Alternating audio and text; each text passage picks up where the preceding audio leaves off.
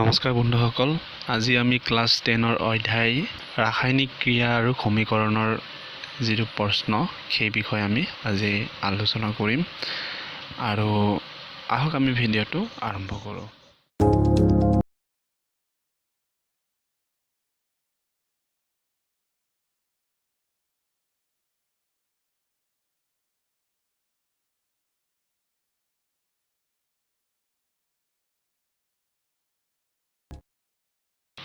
ইয়াতে মই আপোনালোকক প্ৰথমতে কৈ লৈছোঁ যে যিটো প্ৰশ্নাৱলী আমি ইয়াতে আলোচনা কৰিছোঁ সেইটো আপোনাৰ অনুশীলনী নহয়। আমি এইটো এটা শাখা যিটো আমি পঢ়োঁ এটা আমি ভাগ, সেই ভাগৰ যিবোৰ প্ৰশ্ন সেইবোৰ আমি আলোচনা কৰিম আৰু এইটো আলোচনা কৰাৰ পিছত আমি অনুশীলনীটো আলোচনা কৰিম। ঠিক আছে, তো আহক আমি আৰম্ভ কৰোঁ।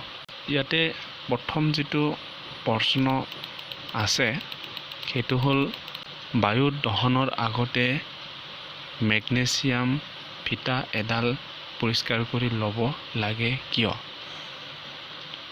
উত্তৰ হ'ল মেগনেছিয়াম ফিটাৰ পৃষ্ঠ ভাগত বায়ুত থকা জলীয় বাষ্পৰ বাবে ক্ষাৰকীয় মেগনেছিয়াম কাৰ্বনেটৰ এটা তৰপ গঠন হয়।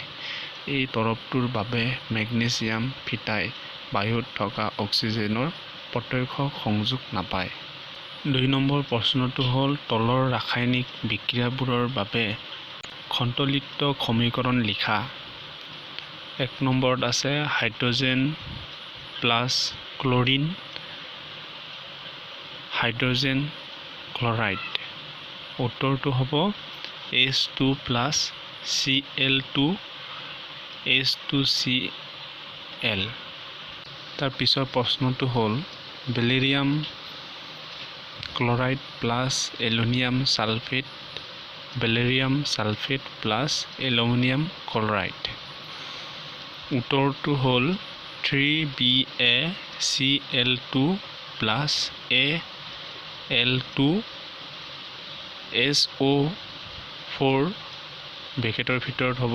তাৰপিছত হ'ব 3BaSO4 প্লাছ 2AlCl3। তাৰ পিছৰ প্ৰশ্নটো হ'ল ছডিয়াম প্লাছ পানী, ছডিয়াম অক্সাইড প্লাছ হাইড্ৰজেন। উত্তৰটো হ'ল 2Na plus 2H20 2NaOH plus H2। ৩ number প্ৰশ্নটো হ'ল তলৰ বিক্ৰিয়াবোৰৰ বাবে অৱস্থা চিহ্ন সহ একোটা সন্তুলিত ৰাসায়নিক সমীকৰণ লিখা। বেৰিলিয়াম ক্লৰাইড আৰু ছডিয়াম ছালফেটৰ জলীয় দ্ৰব্যৰ মাজত বিক্ৰিয়া ঘটি অদ্ৰব্য বেৰিলিয়াম ছালফেট আৰু ছডিয়াম ক্লৰাইডৰ দ্ৰব্য প্ৰস্তুত হয়। উত্তৰটো হ'ল BaCl2 bracket plus Na2SO4 bracket BaSO4 bracket plus 2NaCl bracket. Sodium হাইড্ৰক্সাইডৰ দ্ৰব্য হাইড্ৰক্লৰিক এচিডৰ দ্ৰব্য পানীৰে সৈতে বিক্ৰিয়া কৰি ছডিয়াম ক্লৰাইডৰ দ্ৰব্য আৰু পানী উৎপাদন কৰে। উত্তৰটো হ'ল NaOH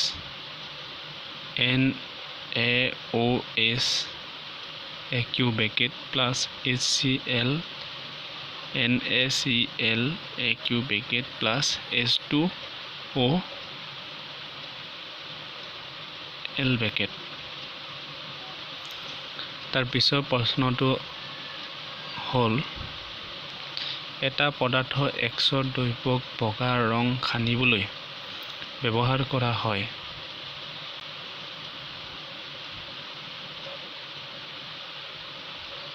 এটা Xৰ নাম আৰু সংকেত লিখা। উত্তৰ পদাৰ্থ X নাম হ'ল পুৰা চূণ পানীৰে সৈতে পদাৰ্থ XA কৰা বিক্ৰিয়াটো লিখা ইয়াত আকাৰটো থাকি গৈছে উত্তৰ পানীৰ সৈতে পদাৰ্থ XA কৰা বিক্ৰিয়াটো হ'ল CaOH H2OL CaOS এটো হ'ল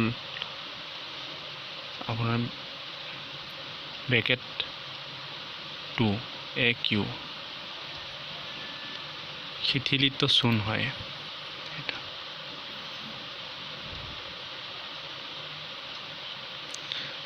2 নম্বৰ প্ৰশ্নটো হ'ল কাৰ্যকলাপ 1.7 এটা পৰীক্ষা নলত সংগ্ৰহ কৰা গেছৰ পৰিমাণ আনটো পৰীক্ষা নলত সংগ্ৰহ কৰা গেছৰ পৰিমাণ দুগুণ কিয় এই গেছটোৰ নাম লিখা ইয়াতে মই আপোনালোকক কৈছোঁ কি কাৰ্যকলাপ 1.7 এটো আপোনালোকৰ যেটো ইয়াতে চেপ্টাৰ আছে তাৰে যেটো শাখা হয় সেই শাখাত 1.7 নম্বৰত এটা কাৰ্যকলাপ আছে সেই কাৰ্যকলাপটোৰ পৰা এইটো প্ৰশ্নটো দিয়া হৈছে তো গতিকে এই কাৰ্যকলাপটো হেতু চাই লব পাৰে ইয়াৰ উত্তৰটো হ'ব কাৰ্যকলাপ 1.7 7ত পানীৰ বিদ্যুৎ বিশ্লেষণ কৰা হৈছে এচিযুক্ত পানীৰ মাজেদি বিদ্যুৎ প্ৰবাহিত কৰিলে পানীৰ অণু বিয়োজিত হৈ হাইড্ৰজেন গেছ আৰু অক্সিজেন গেছ উৎপাদন হয় হাইড্ৰজেন গেছ কেথোড আৰু অক্সিজেন গেছ এনোথত সংগ্ৰহ হয় ইয়াৰ ৰাসায়নিক বিক্ৰিয়াটো হ'ল বিদ্যুৎ বিশ্লেষণ 2H2OL bracket 2H2G bracket plus O2G bracket বিদ্যুৎ বিশ্লেষণৰ ফলত পানীৰ দুটা অণু বিয়োজিত হৈ হাইড্ৰজেন গেছৰ দুটা অণু অক্সিজেন গেছৰ এটা অণু উৎপন্ন হয় সেইবাবে এটা পৰীক্ষা নলীত সংগ্ৰহ কৰা গেছৰ দুগুণ হয় এই গেছৰ নাম হ'ল হাইড্ৰজেন গেছ তাৰ পিছৰ প্ৰশ্নাৱলীটো 1 নম্বৰতে আছে লুৰ গজাৰ এটা ডুবাই ৰাখিলে কপাৰ সালফেট দ্ৰব্য এটা ৰঙৰ পৰিৱৰ্তন ঘটে কিয় উত্তৰটো হ'ল লুৰ কপাৰতকৈ অধিক সক্ৰিয় হোৱা বাবে কপাৰ সালফেট দ্ৰব্যত লুৰ গজাল এটা ডুবাই দিলে লুয়ে কপাৰ সালফেট দ্ৰব্যৰ পৰা কপাৰক অপসাৰিত কৰে ফলত কপাৰ সালফেট দ্ৰব্যৰ গাঢ়তা কমি যায় আৰু এটো পৰিৰৈৰো হ'ব অলপমান ফলাইছে আৰু কপাৰ সালফেট দ্ৰব্যৰ নীলা বৰণ খেতা হৈ পৰে আৰু লুৰ গজাল তাম বৰণ হয় তাৰ পিছৰ প্ৰশ্নটো হ'ল 2 নম্বৰ কাৰ্যকলাপ 1.10 দিয়া বিক্ৰিয়াটোৰ বাহিৰে আন এটা দি অপসৰণ বিক্ৰিয়া উদাহৰণ দিয়া ইয়াতে 1.10 যেটো কাৰ্যকলাপ হয় এটো কিতাপত আছে কিতাপত থকাৰ পৰা দিয়া হৈছে চাই লব উত্তৰটো হ'ল সিলভাৰ নাইট্ৰজেন জলীয় দ্ৰব্যই সোডিয়াম ক্লৰাইড দ্ৰব্যৰ লগত বিক্ৰিয়া কৰি সিলভাৰ ক্লৰাইড বগা অধক্ষব আৰু সোডিয়াম নাইট্ৰজেন দ্ৰব্য উৎপন্ন হয়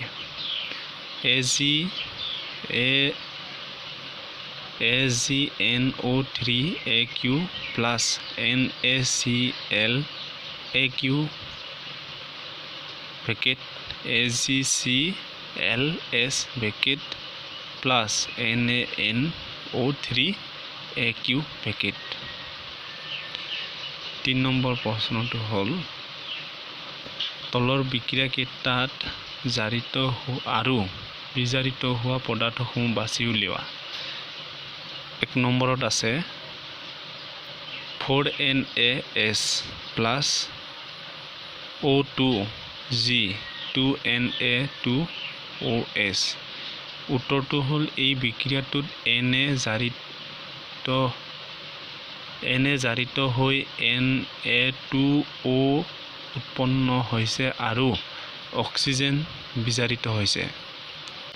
2 নম্বৰৰ প্ৰশ্নটো হ'ল CuOH bracket plus H2G bracket CuH bracket H2OL bracket.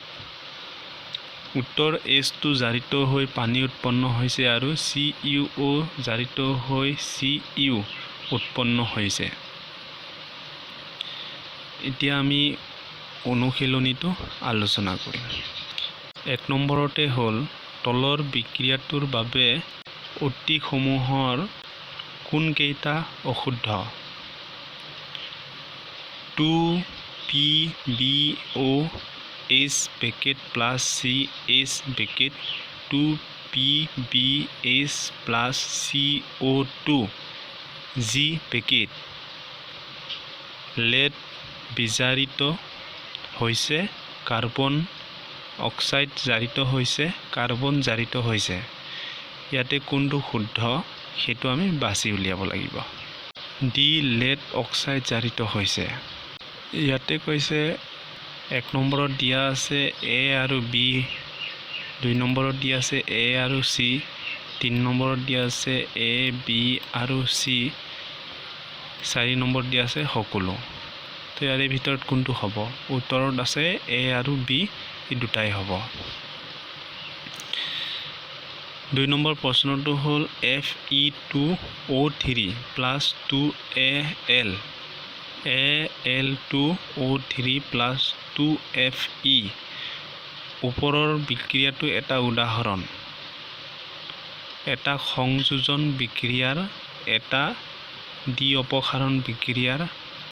1 নম্বৰত আছে এটা সংযোজন বিক্ৰিয়াৰ, 2 নম্বৰত আছে এটা দ্বি অপসাৰণ বিক্ৰিয়াৰ, C নম্বৰত আছে এটা বিয়োজন বিক্ৰিয়াৰ আৰু D নম্বৰত আছে এটা অপসাৰণ বিক্ৰিয়াৰ।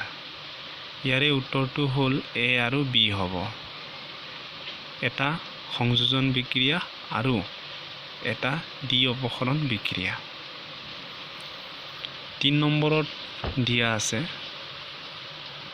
কি ঘটে যেতিয়া লঘু হাইড্ৰক্লৰিক এচিড লুৰ গুড়িত যোগ কৰা হয়? শুদ্ধ উত্তৰটো টিক চিন দিয়া। হাইড্ৰজেন গেছ আৰু আইৰণ ক্লৰাইড উৎপন্ন হয়। বিত আছে ক্লৰিক গেছ আৰু আইৰণ হাইড্ৰক্সাইড উৎপন্ন হয়। চিত আছে বিক্ৰিয়া নঘটে আৰু ডিত আছে আইৰণ লৱণ আৰু পানী উৎপন্ন হয়। ইয়াৰে ভিতৰত A আৰু B শুদ্ধ হ'ব। 4 নম্বৰত আছে সন্তুলিত ৰাসায়নিক সমীকৰণ কি? ৰাসায়নিক সমীকৰণসমূহ কিয় সন্তুলিত কৰিব লাগে? উত্তৰ হ'ল যি ৰাসায়নিক সমীকৰণৰ বিক্ৰিয়া আৰু বিক্ৰিয়াজাত পদাৰ্থৰ প্ৰতিটো মৌলৰ সমান সংখ্যক পৰমাণু থাকে তাকে সন্তুলিত ৰাসায়নিক সমীকৰণ বোলে। C2 plus Cl2 2HCl 2H2 plus O2 2H2O।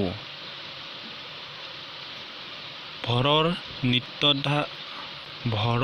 নিত্যতা বিধি অনুযায়ী ৰাসায়নিক বিক্ৰিয়া এটাত ভৰৰ সৃষ্টি নাইবা ধ্বংস নহয়। সেয়েহে বিক্ৰিয়াসমূহত বিক্ৰিয়াৰ আগত বিক্ৰিয়ক পদাৰ্থসমূহৰ মুঠ ভৰ বিক্ৰিয়াৰ পাছত বিক্ৰিয়াজাত পদাৰ্থসমূহৰ মুঠ ভৰ সমান হ'ব লাগিব। গতিকে ৰাসায়নিক সমীকৰণসমূহ সন্তুলিত কৰিব লাগে। 5 নম্বৰৰ হ'ল তলৰ উক্তিসমূহ ৰাসায়নিক সমীকৰণ ৰূপত লিখা আৰু সন্তুলন কৰা। 1 আছে A নম্বৰত আছে হাইড্ৰজেন গেছ নাইট্ৰজেনৰ সৈতে লগ হৈ এমনিয়া প্ৰস্তুত কৰে। উত্তৰ জকা ৰাসায়নিক সমীকৰণ H2 + N2 NH3 তাৰপিছত আছে সন্তুলিত ৰাসায়নিক সমীকৰণ 3H2G + N2G 2NH3G বি নম্বৰত হ'ল হাইড্ৰজেন সালফাইডে বায়ুত দহিত হৈ পানী আৰু সালফাৰ ডাই অক্সাইড উৎপন্ন কৰে উত্তৰ জকা ৰাসায়নিক সমীকৰণ H2S + O2 H2O + SO2 সন্তুলিত ৰাসায়নিক সমীকৰণ 2H2SG + 3O2G 2H2OL + 2SO2G তাৰপিছত আছে বেৰিলিয়াম ক্লৰাইডে এলুমিনিয়াম সালফেটেৰে সৈতে বিক্ৰিয়া কৰি এলুমিনিয়াম ক্লৰাইড আৰু বেৰিলিয়াম সালফেটৰ অৰ্ধক্ষেপ উৎপন্ন কৰে উত্তৰ জকা ৰাসায়নিক সমীকৰণ হ'ল BaCl2 + Al2SO4 3 AlCl3 + BaSO4 সন্তুলিত ৰাসায়নিক সমীকৰণ 3BaCl2 Aq + Al2SO4 3 Aq 2AlCl3 Aq + 3BaSO4 S তাৰ পিছৰটো হ'ল পটাছিয়াম ধাতুৱে পানীৰে সৈতে বিক্ৰিয়া কৰি পটাছিয়াম হাইড্ৰক্সাইড আৰু হাইড্ৰজেন গেছ উৎপন্ন কৰে জকা ৰাসায়নিক সমীকৰণটো হ'ল K + H2O KOH + H2 সন্তুলিত ৰাসায়নিক সমীকৰণ হ'ল 2KH + 2H2OL 2KOH Aq + H2G 6 নম্বৰতে আছে তলৰ ৰাসায়নিক সমীকৰণসমূহ সন্তুলন কৰা AHNO3 + CaOH2 ব্ৰেকেটৰ ভিতৰত থাকিব CaNO3 (2) + H2O উত্তৰ 2HNO3 + CaOH (2) CaNO3 (2) + 2H2O B নম্বৰত আছে NaOH + H2SO4 Na2SO4 + H2O উত্তৰ হ'ল 2NaOH + H2SO4 Na2SO4 + 2H2O C নম্বৰত আছে NaCl + AgNO3 AgCl + NaNO3 উত্তৰ NaCl + AgNO3 AgCl + NaNO3 BaCl2 + H2SO4 BaSO4 HCl উত্তৰ BaCl2 + H2SO4 BaSO4 + 2HCl এতিয়া 7 নম্বৰ প্ৰশ্নটো হ'ল তলৰ বিক্ৰিয়াবোৰৰ বাবে সন্তুলিত ৰাসায়নিক সমীকৰণবোৰ লিখা calcium hydroxide + carbon dioxide calcium carbonate plus পানী উত্তৰ হ'ল CaOH bracket 2 plus CO2 CaCO3 plus H2O B zinc plus silver nitrate zinc nitrite plus silver উত্তৰ Gn plus 2AgNO3 GnNO3 bracket 2 plus 2Ag C নম্বৰত আছে aluminium plus copper chloride aluminium chloride plus copper 2Al plus 3CuCl2 2AlCl3 plus 3Cu B নম্বৰত আছে barium chloride plus potassium sulphate barium sulphate plus potassium chloride উত্তৰ হ'ল BaCl2 plus 2K2SO4 BaSO4 plus 2KCl 8 নম্বৰত আছে তলত দিয়াবোৰৰ বাবে সন্তুলিত ৰাসায়নিক সমীকৰণ লিখা আৰু প্ৰতিটো কোন প্ৰকাৰৰ বিক্ৰিয়া চিনাক্ত কৰা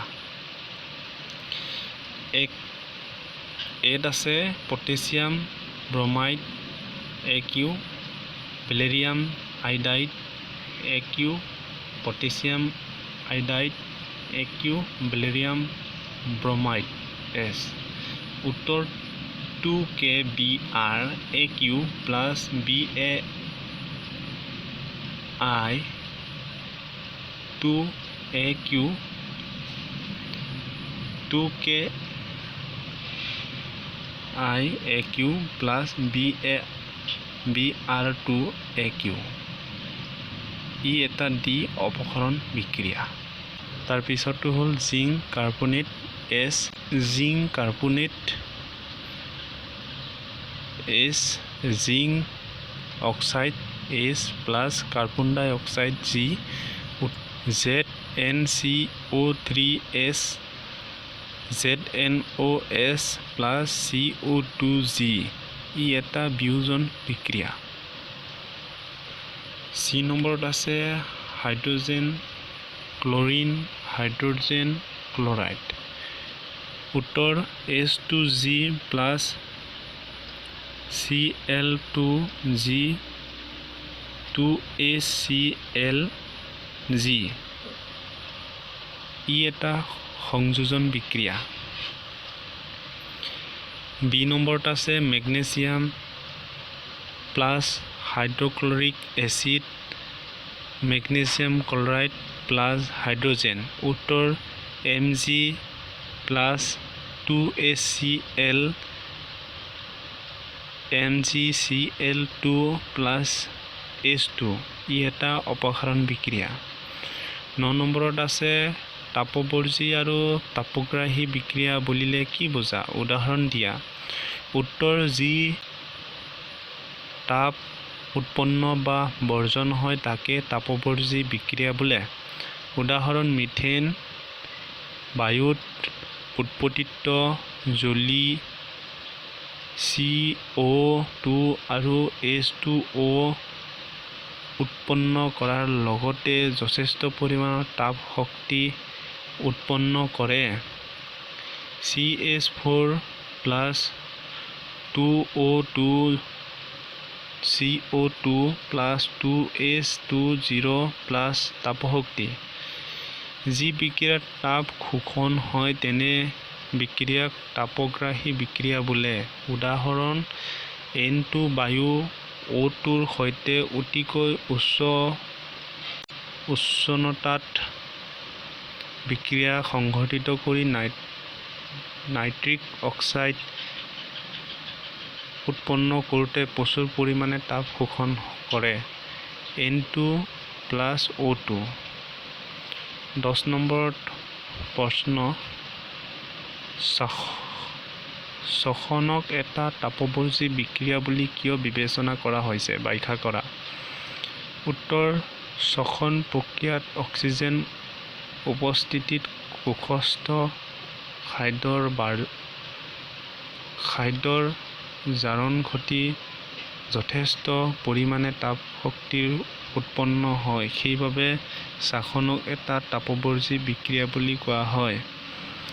C6H12O6 + 6O2 6CO2 6H2O + 2H2O।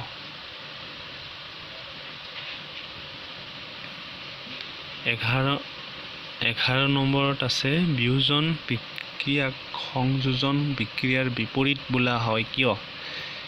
এই সমূহ বিক্ৰিয়াৰ বাবে সমীকৰণ লিখা। উদাহৰণ: সংযোজন বিক্ৰিয়াত দুটা বা তাতোতকৈ পদাৰ্থ মিলিত হৈ এটা নতুন পদাৰ্থ উৎপন্ন কৰে। আনহাতে বিয়োজন বিক্ৰিয়াত এটা ৰাসায়নিক পদাৰ্থৰ বাবে যোগ বিয়োজিত হৈ দুই বা ততোধিক পদাৰ্থ উৎপন্ন হয়। সেইবাবে বিয়োজন বিক্ৰিয়াক সংযোজন বিক্ৰিয়াৰ বিপৰীত বোলা হয়। তলত প্ৰতিবিধৰ উদাহৰণ দিয়া হ'ল।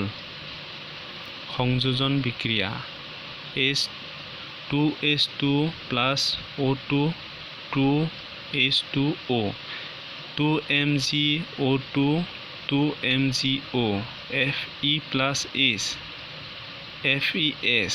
বিয়োজন বিক্ৰিয়া: 2H2O 2H2 + O2 CaCO3 CaO + CO2। তাপ পোহৰ। 12 নম্বৰত আছে তাপ পোহৰ আৰু বিদ্যুৎ শক্তিৰে সংঘটিত বিয়োজন বিক্ৰিয়াৰ একোটাকৈ সমীকৰণ লিখা।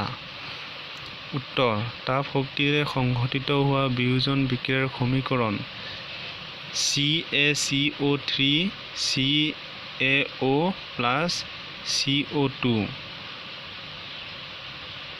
পোহৰ শক্তিয়ে সংঘটিত হোৱা বিয়োজন বিক্ৰিয়াৰ সমীকৰণ 2AgCl 2Ag + Cl2। বিদ্যুৎ শক্তিৰে সংঘটিত হোৱা বিয়োজন বিক্ৰিয়াৰ সমীকৰণ 2H2O 2H2O + O2। 13 নম্বৰত আছে অপসৰণ আৰু দ্বি-অপসৰণ বিক্ৰিয়াৰ মাজত পাৰ্থক্য কি? এই বিক্ৰিয়াবোৰৰ বাবে সমীকৰণ লিখা। উত্তৰ হ'ল অপসৰণ আৰু দ্বি-অপসৰণ বিক্ৰিয়াৰ মাজত পাৰ্থক্য হ'ল অপসৰণ বিক্ৰিয়াত অধিক সক্ৰিয় মৌল এটাই কম সক্ৰিয় মৌল এটাক তাৰ যুগৰ দ্ৰৱৰ পৰা অপসাৰিত কৰে। উদাহৰণস্বৰূপে 1 নম্বৰত আছে CuSO4 + ZnSO4 + Cu। 2 নম্বৰত হ'ল CuSO4 + FeSO4 + Cu। দ্বি-অপসৰণ বিক্ৰিয়াত দুটা আয়নীয় যৌগৰ জলীয় দ্ৰব্যই বিক্ৰিয়াত অংশগ্ৰহণ কৰি সিহঁতৰ মাজত পৰস্পৰ আয়ন বিনিময় কৰি নতুন বিক্ৰিয়াজাত পদাৰ্থ উৎপন্ন কৰে। উদাহৰণস্বৰূপে 1 নম্বৰত AgNO3 + NaCl AgCl + NaNO3। 2 নম্বৰত AgNO3 + CuCl2 AgCl + Cu2। 14 নম্বৰত হ'ল চিলভাৰ পৰিশোধন। চিলভাৰ নাইট্ৰাইট দ্ৰব্যৰ পৰা চিলভাৰ আহৰণ কৰোঁতে কপাৰ ধাতুৰ দ্বাৰা অপসৰণ সংঘটিত কৰা হয়। জড়িত বিক্ৰিয়াটো লিখা। উত্তৰ: A2AgNO3 + Cu CuNO3 2Aq plus 2AgS। 15 হ'ল অধক্ষেপণ বিক্ৰিয়া মানে কি বুজা? উদাহৰণ দি ব্যাখ্যা কৰা। উত্তৰ হ'ল যি ৰাসায়নিক বিক্ৰিয়া অধক্ষেপ উৎপন্ন হয় তেনে বিক্ৰিয়াক অধক্ষেপ বিক্ৰিয়া বোলে। উদাহৰণ চিলভাৰ নাইট্ৰাইটৰ এটা জলীয় দ্ৰব্যই চিলভাৰ ক্লৰাইডৰ জলীয় দ্ৰব্যৰ লগত বিক্ৰিয়া কৰিলে চিলভাৰ ক্লৰাইড এটা বগা অধক্ষেপ আৰু ছডিয়াম নাইট্ৰাইট দ্ৰব্য উৎপন্ন হয়। AgNO3 Aq plus NaClAq AgClS plus NaNO3 Aq। 2 নম্বৰত হ'ল কপাৰ ছালফেটৰ জলীয় দ্ৰব্যৰ মাজেৰে হাইড্ৰজেন ছালফাইডৰ গেছ যাব দিলে কপাৰ ছালফাইডৰ এটা ক'লা অধক্ষেপ আৰু হাইড্ৰজেন ছালফেটৰ দ্ৰব্য উৎপন্ন হয়। CuSO4Aq plus H2SgCuSH plus H2SO4Aq। 16 নম্বৰত হ'ল অক্সিজেন লাভ আৰু হেৰুৱা সংজ্ঞাৰে তলৰ পদসমূহ দুটাকৈ উদাহৰণসহ ব্যাখ্যা কৰা। জাৰণ বিজাৰণ। উত্তৰ হ'ল 1 নম্বৰ জাৰণ। যি বিক্ৰিয়াত কোনো এটা পদাৰ্থৰ লগত অক্সিজেন যুক্ত হয় তাকে জাৰণ বিক্ৰিয়া বোলে। যেনে বায়ুৰ উপস্থিতিত কাৰ্বন জ্বলে কাৰ্বন ডাই অক্সাইড উৎপন্ন হয়।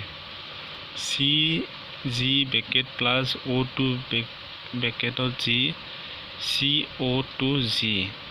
2 নম্বৰত হ'ল অক্সিজেনৰ উপস্থিতিত মেগনেছিয়াম ফিটা জ্বলে মেগনেছিয়াম অক্সাইড উৎপন্ন হয়। 2MgS plus O2G 2MgOS। বিজাৰণ। যি বিক্ৰিয়াত কোনো এটা পদাৰ্থই অক্সিজেন হেৰুৱায় তেনে বিক্ৰিয়াক বিজাৰণ বিক্ৰিয়া বোলে। যেনে 1 নম্বৰৰ CuOH plus H2G CuS plus H2O। ইয়াত CuOৰ পৰা অক্সিজেন অৱক্ষেপ হৈছে। 2 নম্বৰত হ'ল ZNOS plus CS ZNS plus CO। ইয়াত ZNO এটা অক্সিজেন অপসাৰিত হৈছে।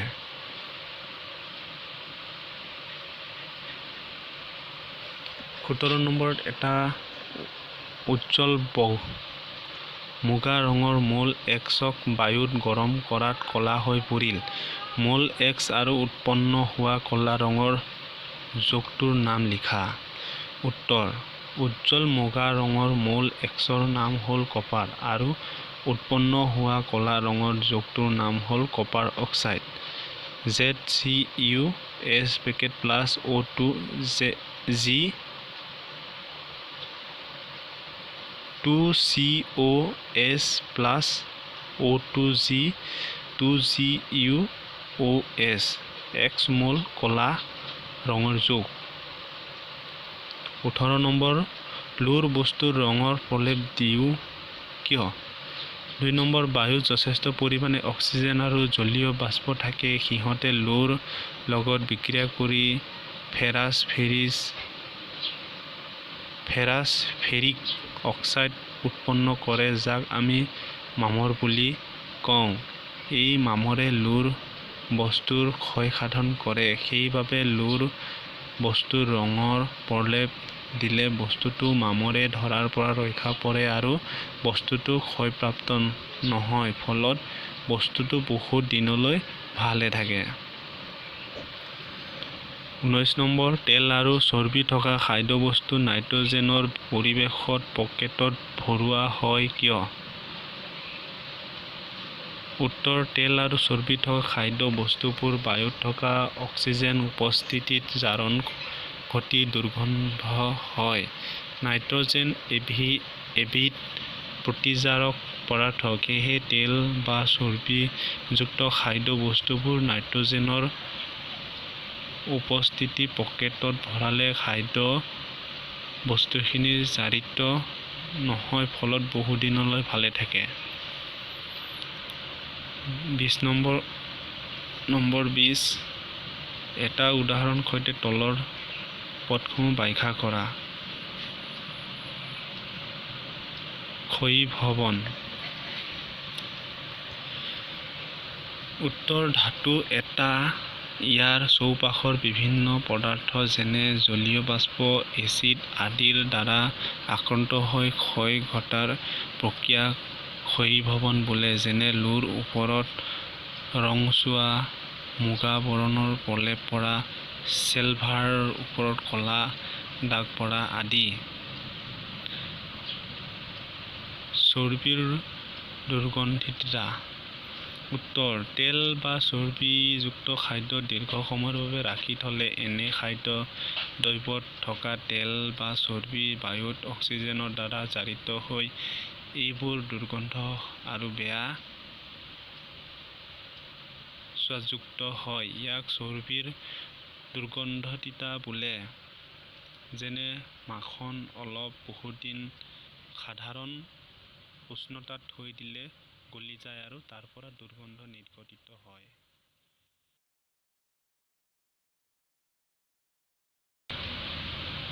তো বন্ধুসকল, আজিলৈ ইমানেই।